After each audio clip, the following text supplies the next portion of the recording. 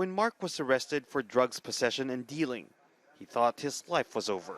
We're trying to stop. Rodrigo Duterte was president of the Philippines, and his crackdown on drugs resulted in the killing of thousands of suspects. But Mark says he's found hope, even though he's in prison.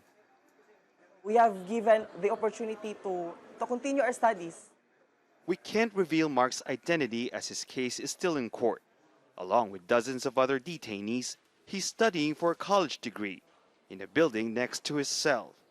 It was built in 2017 with the help of a non-profit organization during the height of the so-called war on drugs in Duterte's hometown, Davao City.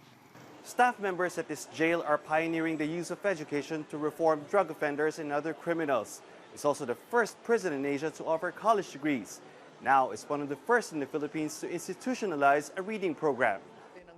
President Ferdinand Marcos Jr. has taken an alternative approach to narcotics crimes. Together with the United Nations, his government plans to install more libraries like this in at least a dozen more detention centers. This is just part and parcel of the ecosystem that we need to provide for them to have an enabling environment later on, especially once they get outside of jail and they will no longer come back here inside our jail facilities. Time spent in the library and studying is considered good behavior, which in turn reduces time in detention. Philippine jails are overcrowded by nearly 400%. Human rights advocates welcome the education initiative, but insist Duterte be held accountable. There's no way you can approach the drug problem in the Philippines in a humane and human rights way without taking into account accountability for past abuses, and particularly in the past 7 years.